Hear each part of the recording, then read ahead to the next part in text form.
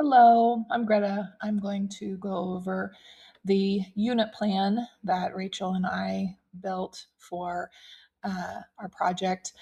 We modified the unit plan based on some of the activities that I had already built and done with my fourth grade students over the year. Since she teaches preschool and I teach fourth grade, we thought we would try and meet in the middle with second grade. She had a lot of really great feedback as far as making sure that I didn't try to ask second graders to do too much because fourth grade is definitely a very different experience. And just making sure that I had all of my information where it needed to be um, worked out really nicely. So, this is our unit plan, and Rachel will give the explanation for the lesson plan.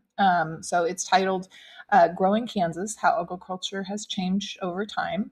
It meets these, level 4 standards with the benchmarks as 4.1, 4.2, and 4.4. So understanding continuity and change, making claim, and exploring with evidence how societies change over time.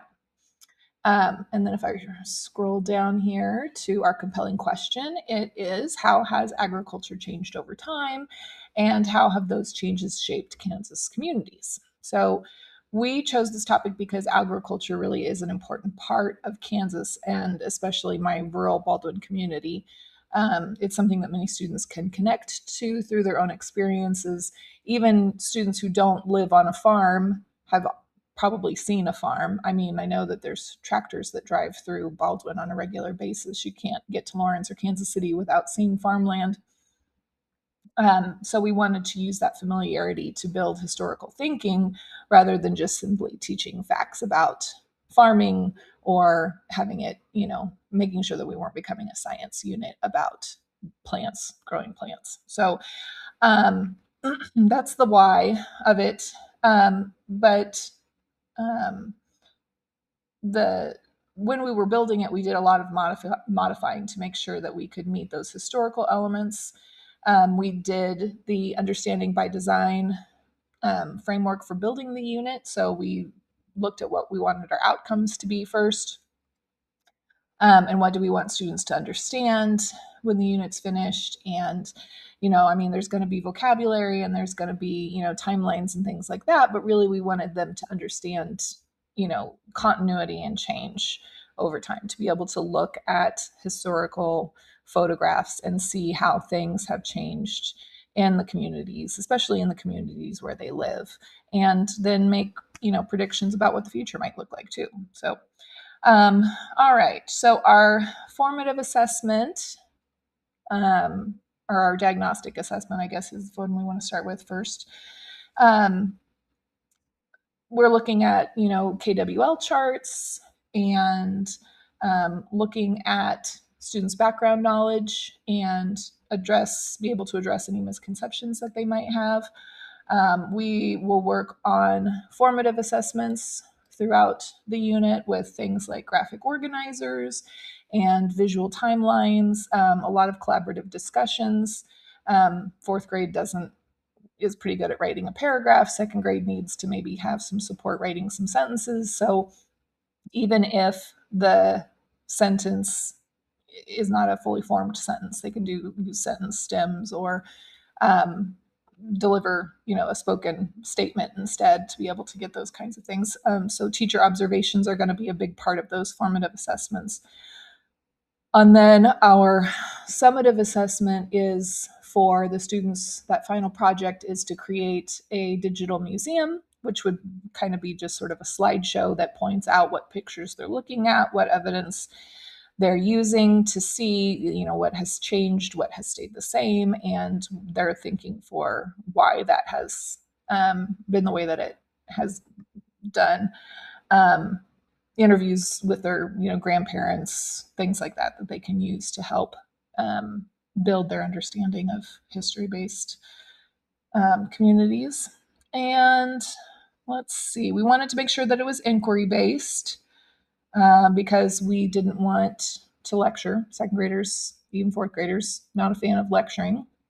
So we wanted them to be looking at maps, and we wanted them to be looking at photographs. We wanted them to be having discussions. We wanted them to see some newspaper articles and maybe read a little bit of informational text, but that would be pretty limited.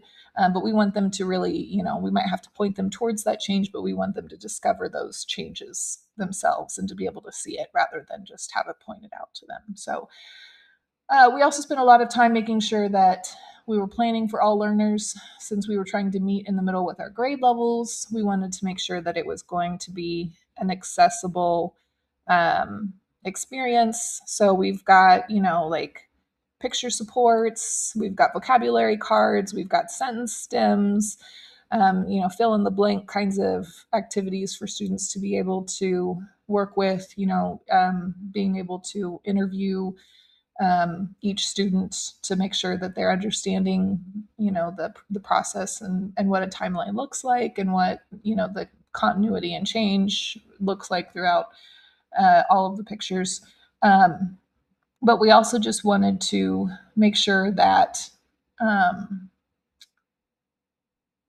we were engaged with our students. We wanted to make sure that it was standards based. We wanted to make sure they understood what a timeline was.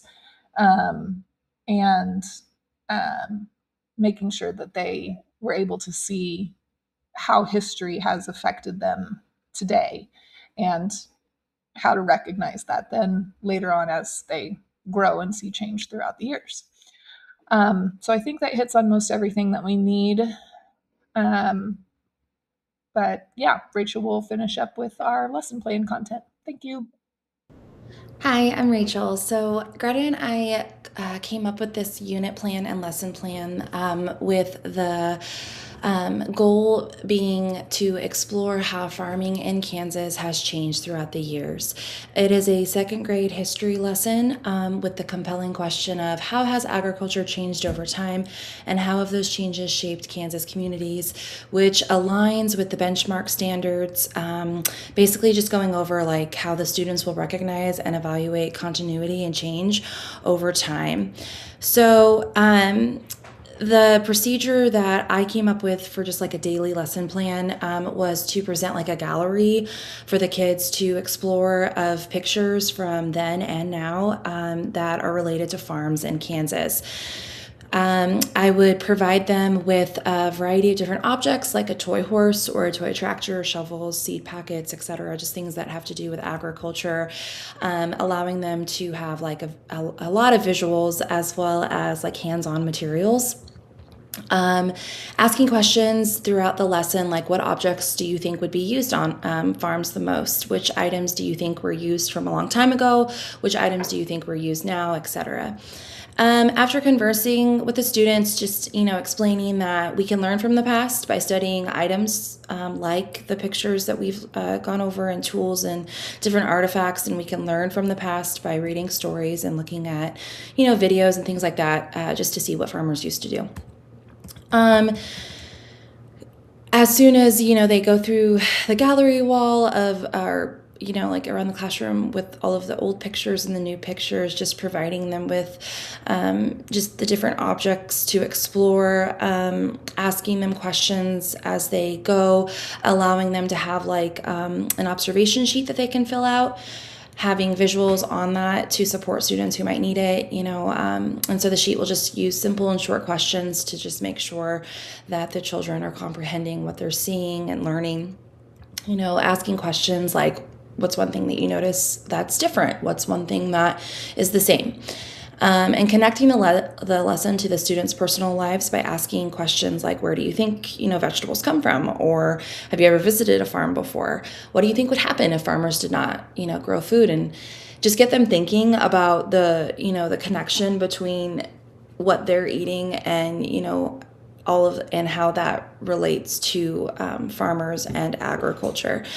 Using the 3-point rubric to assess the students' understanding, just to see if they can identify, 2 changes versus, 1 change that has stayed the same over the years when it comes to farming, and just assessing them that way.